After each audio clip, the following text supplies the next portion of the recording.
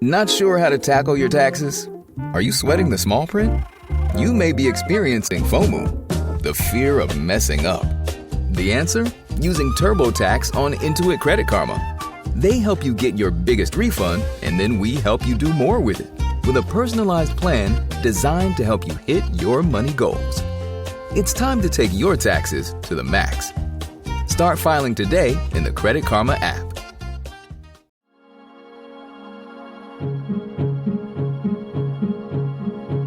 For the News and Observer, I'm Dawn Vaughan, your host for this episode of Under the Dome for the week of Monday, December 26, 2022. I'm here today with Senator Kirk deViere, a Fayetteville Democrat whose term ends in about a week. He was first elected in 2018. Before that, he served on the Fayetteville City Council for a couple of years. Senator deViere, thank you for being here. Dawn, great to be here with you. So now that you'll be leaving the Senate and not in the session, will you pay attention to the Senate or watch it or glad to not have to worry about that? I will probably, stay in touch with it some. Of course, I've made some great friends over the years in the Senate and in the House. So I'm sure I will keep up with it in some ways. And of course, what's happened locally with our local delegation. We've got a brand new delegation for the most part. So I'm sure I'll be, keeping in touch and doing what I can to help in any way that I can. But it will definitely won't be the full-time position that I've had for the last 4 years. We're going to talk a little bit about why you won't be in the Senate soon. But first, looking way ahead, and of course, everybody asks this, does this mean that you'll run for office again, you think?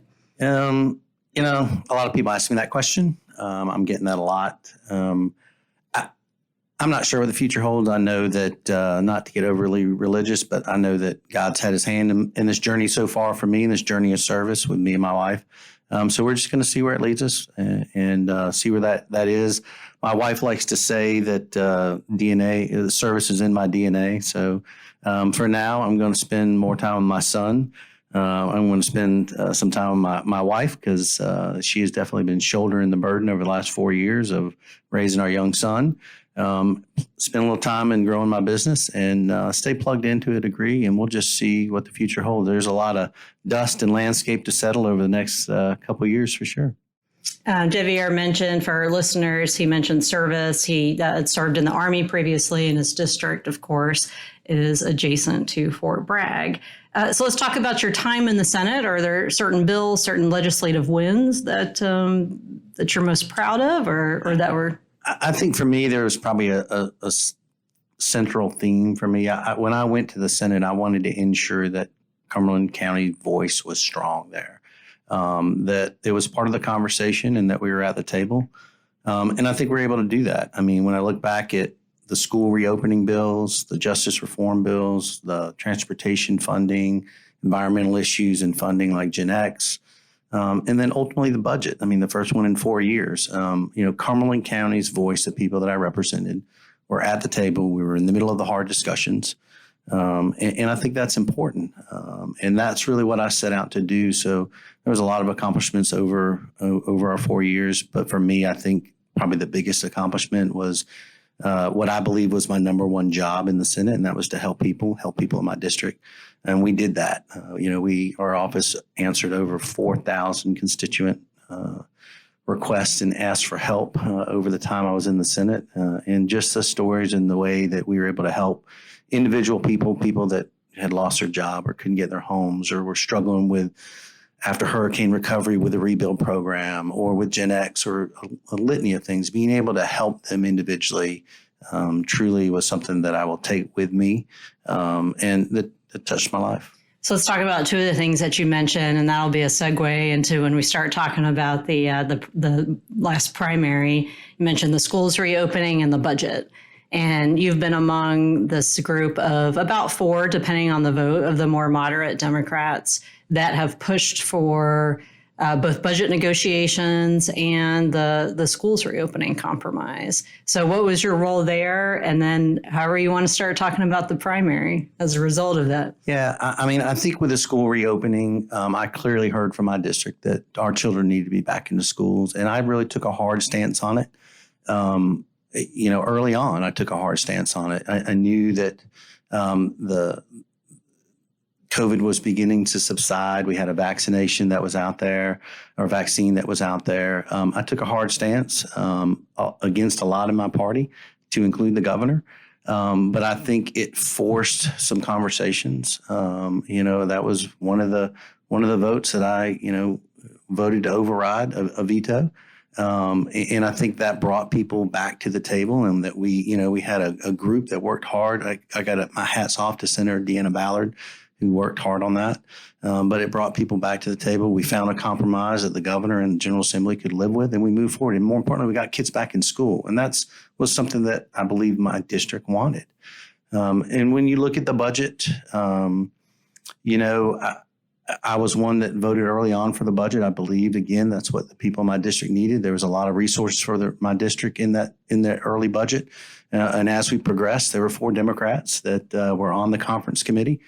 And I think once, a lot of conversations happened in between the legislative leadership and the governor. And I think once Medicaid came off the table and the discussions really stalled and stopped between the governor and the legislative leaders, I think that's when you saw the group of us kind of push in and say, we've got to get to a budget. I said that all along. Anybody that I talked to, I said, including you, Dawn, in one of your interviews, we have to find a compromise for this budget. And so I think, we leaned in, and there were some, great Republicans on the other side of the aisle, and the 4 Democrats, at least in the Senate, and the group that was in the House on the conferees. And I think we just, tried to find common ground and tried to get to a compromised budget. And it was the first one in 4 years, and North Carolinians deserved a budget.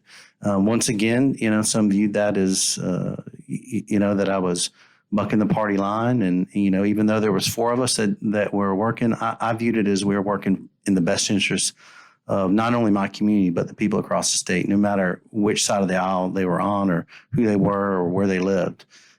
We needed to have a budget because we hadn't had one in 4 years, and things needed to happen. It was also late. Those of you that are, of course, all of you that are familiar with the legislature will remember this. Of new listeners, some context you should know is that the state budget, the 2-year budget that's passed during the long session, which will happen again this coming year, did not become law until almost Thanksgiving of 2021. Now, the fiscal year starts July 1st. So all this stuff was delayed. And the way North Carolina state government works is that there's no shutdown like in the federal government. It just stays at the same spending, but it causes a lot of problems. People don't get raises. Nobody's happy with it. So the negotiations, including the long stalled time, drug out for a really long time before Cooper signed that into law. So that was right before the holidays. And then after the holidays and into this year comes primary season. And you were running again. And then something happened. So tell us in your words what happened, how you found out about what was going to go down. Well, I don't think it was a surprise to me. Maybe a surprise at who ended up being my primary opponent. But, the political machine, as I'll call it, the political arm of Governor Cooper threatened me early on. And they said, they'd primary me. And that was a clear threat, and they made good on it. They did. That included actively recruiting in my district and talking to people, along with a poll that went along with it. So I had an idea of who my opponent may be. And I just think it boiled down to, a different way of looking at it. I mean, I believe that, they wanted me to be loyal no matter what, push the button that they tell me to push or wanted me to push. But I was elected, and I believe that I was elected to do what's right for my community, for the people in my community and the people across the state. And unfortunately, those positions get crossed sometimes. What's right for your community and what's the party loyalty line. But I wouldn't change anything that I did. I think maybe the only thing that I would do is maybe try to have, deeper conversations or more conversations or direct conversations with Governor Cooper during those hard times when some of those hard votes were happening versus it being filtered through other people. And don't get me wrong, we did have some conversations in the mansion one-on-one and with other groups. But I think there's a time where you can't filter it through other people. I was very focused on solutions and was very pragmatic about it. I built relationships to find those compromises. But I just think we got crossed. I was focused on solutions. We were focused. Other people were focused on just that extreme party loyalty, and it unfortunately it caused a primary that was very well funded on the other side. I'm ultimately not. I ultimately lost the primary, as people know. But it's interesting to look that of the 4 people from the budget, and people want to point back to the budget, but I believe it was bigger than just the budget. Of the 4 people that was on the conference committee with me in the budget, I'm the only one that got targeted. The other 3 are Senator Paul Lowe, Senator Ben Clark, and Senator Don Davis. Davis and Clark both ran for Congress. Clark lost. Davis won. And Lowe, I believe, he won re-election, so he'll be in the Senate this coming year. I did a story maybe a year or 2 where he changed his vote after Cooper asking him that he pointed out. So why do you think that you were singled out as the target then? I don't know. That's a question for not me. But I still believe, Governor Cooper and I, we share a lot of the same values and visions for people in North Carolina. I've said that before. I believe that it's unfortunate that his team viewed me as a threat versus an ally, especially with the work that we were able to get done and how we were able to move things forward. But I also learned that once you cross that team, you've crossed that team and you're on the outside, and you just need to know that. What do you mean by the team? I just mean there is a political machine that operates. That's nothing new, especially probably in your world or your listeners' world. I mean, that's politics. That's how it works on both sides. You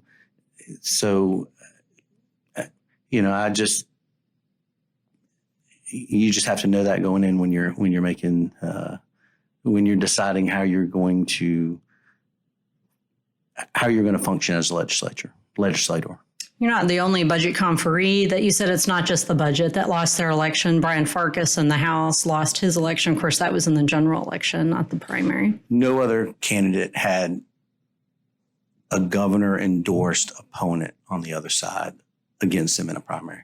So I had asked Governor Cooper this in a few different press availabilities about why he endorsed deViere's opponent. And he said things that, you said that weren't any different, that Val Applewhite, who won the primary and won, and she'll be the new senator for the district, teacher pay, Medicaid expansion, that sort of thing. So you think it was more than just those issues. And what do you think this means for the Democratic Party, that sometimes you are primaried if they feel that you're not always going to vote with them? I think that was part of the calculation on why I was primaried, is to make sure a lesson was sent. A message was sent. My message to people are, you need to do what's right for the people in your district and the people of the state and not worry about the outcome. People always say you want a politician that votes the way they need to vote and not worry about the next election. In a lot of ways, that's what I did. After being threatened and knowing I was going to have a primary, I still continued to vote the way I needed to vote. I think I raised a lot of eyebrows when there was a veto override that came in after I had been primaried, and I voted the way that I thought I needed to vote. And that was sustaining the veto, even though everybody thought I was going to try to send a message. People need to do what's right for them, regardless of the outcome. All right, we need to take a quick break, and when we come back, I'm going to talk a little bit more about this. And Representative Richardson, who was the only one that spoke on the record in your defense. We'll be right back. Get in the game with the college-branded Venmo debit card. Wreck your team with every tap and earn up to 5% cash back with Venmo Stash, a new rewards program from Venmo. No monthly fee, no minimum balance, just school pride and spending power. Get in the game and sign up for the Venmo debit card at venmo.com/collegecard. The Venmo MasterCard is issued by the Bancorp Bank N.A. Select schools available. Venmo Stash terms and exclusions apply at venmo.me/stash terms. Max $100 cash back per month. You're listening to Under the Dome. I'm News and Observer Politics reporter Dawn Vaughan, here with State Senator Kirk deViere, Fayetteville Democrat, whose term will end at the end of this year. Before the break, we talked about him being primaried by Governor Cooper, who endorsed his opponent, who ended up going on to win, and what his time was like in the Senate. So we're going to talk a little bit more about being primaried and what happened. And at the time, another Cumberland Democrat was the only Democrat that would talk to me on the record about deViere being primaried by the governor, and that was House member Billy Richardson, who did not run this year. And Richardson had said that Cooper made a mistake and shouldn't have done it. And just wanted to give you a chance to say anything you want about Richardson and how you felt just being a member of the party when that happened. Of course, this happens to other people. Cawthorn in the Republican Party, obviously a much different situation. It isn't about votes, loyalty. But if the party wants to take you out, Republicans did that to Congressmember Cawthorn. So this happens in parties in various states at different levels. But this one was about, you said, I mean, not just the budget, but other things like that with the more moderate Democrats and the sending a message to other people. So it was about you, but also not about you. So anyway, going back to the fact that Richardson took up for you and what you thought about that and just the rest of the time after the primary. Representative Richardson, Billy, is a dear friend. He's actually one of the first people I talked to. He and former Representative Rick Glazier, when I was looking to run for this seat in 2018 for the Senate. And he's a dear friend, and I truly appreciate, and I've told him that multiple times, the way that he did take a stance and stood up for me when a lot of other people could have said some similar things and may not have for whatever reason they chose. Billy's a statesman. He's made a huge impact on our community, on our state as he leaves service, as he rotates out and retires at the end of this session. But just a dear friend of our families, and somebody that I know that I will continue to have a relationship. We talk routinely. We probably talk 2 or 3 times a week still. All right. Well, let's talk about how, without Richardson, without deViere, without Farkas, I'd mentioned earlier, without Davis and Clark in the Senate, without Chuck Edwards in the Senate, without Jeff Jackson in the Senate, without a lot of people in both chambers this next year. Some people don't run, some people lose. It's going to be different. Of course, Republicans also got a supermajority in the Senate, just barely, and are a few short in the House. And Speaker Moore has told myself and other reporters repeatedly that he thinks he's going to have some Democrats voting with him. Of course, Cooper says he doesn't think that's going to happen. So we'll see how that pans out. But what do you think the 2023 legislative session is going to be like with the new makeup of who's in there, who's new, who's still around, and these even closer votes than in the past? Yeah, I think on the Senate side, you got to also remember that a lot of those seats that were vacated because people won congressional seats, a lot of those seats are being filled by people that came over from the House. So you look at the Gal Adcock, and you look at Greg Meyer and some others, Rachel Hunt. So you're getting some experience to come into the Senate, although they're in the superminority. So I think what you're going to see overall in the legislature, and I've said this before, is I think you're going to see some of the switching of where the negotiations on legislations happen more within the legislature and not so much with the legislative leadership and the governor. But you're going to, at least in the Senate, especially being in the superminority, and I'll just speak for the Senate because I really can't speak for the House, but I think the relationship that a Senator Berger has and a Senator Blue, because of their mutual respect for each other, I think that's going to create some opportunity to work together and find some common ground on legislation. Senator Jay Chaudhry working with other whips like Senator Jim Perry. I think that's where some of the legislation is going to happen. I think the interesting thing to watch is what's going to happen between the House and the Senate. And we saw this last session with this. Well, we're still in session, but we saw this with Medicaid. And 2 very different versions within the House. Senate passed a version, the House passed a version. We could never find common ground. You saw it with sports betting. You saw it with medical marijuana. So now as you look forward into 2023, do you think, do we potentially see more? Can the House majority parties agree on what the legislation should look like? And I think, I think that's going to be one to watch more than it is how the Democrats operate, because I believe, they are in a super majority or minority, and the Republicans are in a working super majority just based on where the votes are in the House, and not having the votes, and of course in the super minority in the Senate.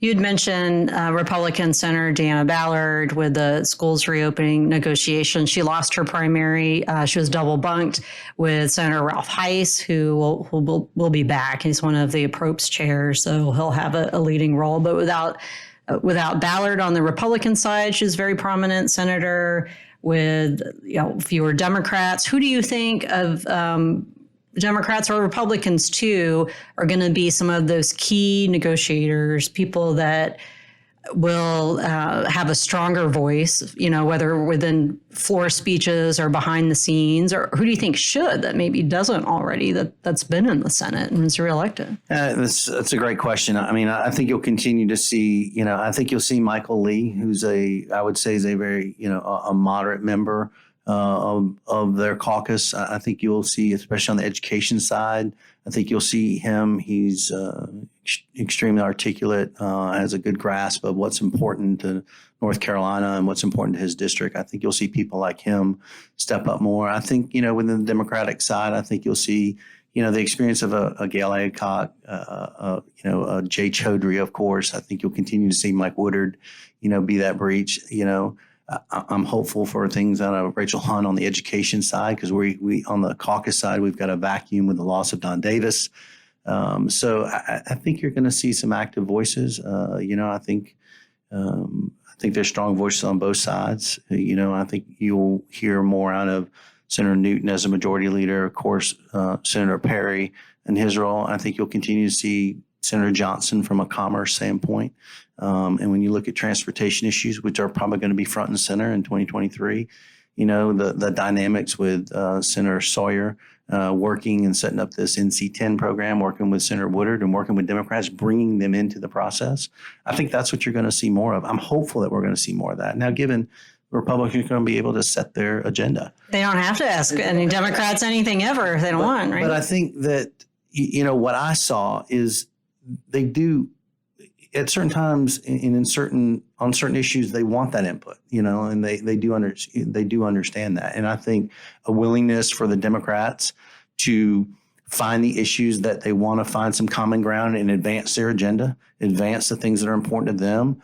I think they're going to have to find where they can work and where they're willing to push to, and on those things where they need to draw a line. Whether it's around, voting rights or women's reproductive rights and abortion, then they're going to have to find those lines where they're going to have to draw. I think it's just going to be a different makeup. I think the negotiations are truly going to happen in the Senate, in the House, and then between the House and the Senate, more so with the governor and the legislature. Do you think it's kind of just what we've already been hearing from Senate Leader Berger and House Speaker Moore? The House and Senate Republicans are on different ends of, you mentioned reproductive rights with abortion. Berger has said, at the end of the first trimester, or if they do anything at all, where the House listening to more where his personal opinion is, it's much earlier. So we'll kind of see where that comes out. I'm sure there'll be lots of bills that are filed, but those that actually advance. Do you think because the Senate has that definite supermajority, what they want is going to, ultimately be the winner with what the language is and bills that pass in the House, or kind of depends on the issue? Maybe? I think it's going to really depend on the issue. I think when you look at reproductive rights and the abortion issue specifically, I don't think all the caucuses have really sat down and figured out where they want to go. Both on the Democrats and the Republican side, are the Democrats going to be willing to lay a compromise, or are they going to lay a hard line at certain weeks, or where are their red lines going to be, so to speak? Are the Republicans going to be able to, with their different between the House and the Senate, are they going to be able to find a compromise that both chambers can live with? That can be very difficult, and that can take some time. I mean, again, I point back to some of the legislation we had this session with Medicaid and with. You think they'll actually pass Medicaid? I think we're going to be in the same boat again. I mean, I think the steps that we made this session get us that much closer. And I was extremely hopeful that we'd get it across the finish line before the end of the session. I really thought we were going to. I think time just kind of ran out in the election and everything else that happened around it, and the dynamics of the supermajorities play into it as well. I still think, the House and the Senate have to work through their points. I think it'll be a little bit easier now, because now it's going to really be a decision for the House and the Senate, and the governor can sign it or not sign it. But I believe it'll be, they will work something out, but it will be on their terms. All right. So it's about time for our picks for headliner of the week. But real quick, one more question. What's something about either the people or the building itself that new lawmakers should know about the legislative building? One, try to learn your way around quickly, especially in the legislative building. But I think second, whether you're in the Senate or the House, get to know your principal clerk. On the Senate side, Sarah Holland she's a wealth of information, and she'll always point you in the right direction, and understand the importance of the general staff that is there, and the resources that they can provide you. All right. Shout out to the clerks. All right. Now it's time for our picks for headliner of the week. Senator deViere, you go first. Who or what is your headliner? Headlines are a little hard, especially when you have a 6-year-old and it's all about Christmas and all about his birthday at the beginning of December. So my headline is probably anything that my son is thinking about for Christmas right now, and ensuring that we have a great Christmas for him. Okay.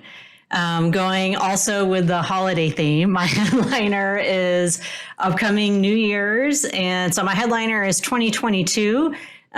We made it. I saw a meme the other day that was like, nobody make these big plans for 2023 is going to be your year. Let's just all tiptoe into it quietly. Don't disturb anything. Let's just ease in and hope everything goes well. So I hope everyone eases out of 2022 and eases into 2023 just fine, and that we all have a great year.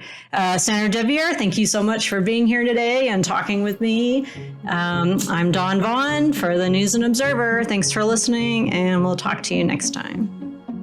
For more from our politics team, subscribe to the News and Observer at newsobserver.com/subscribe. Follow us on Twitter at Under the Dome and NC Insider, and sign up for our weekly political newsletter, also called Under the Dome, at newsobserver.com/newsletters. Thanks for listening.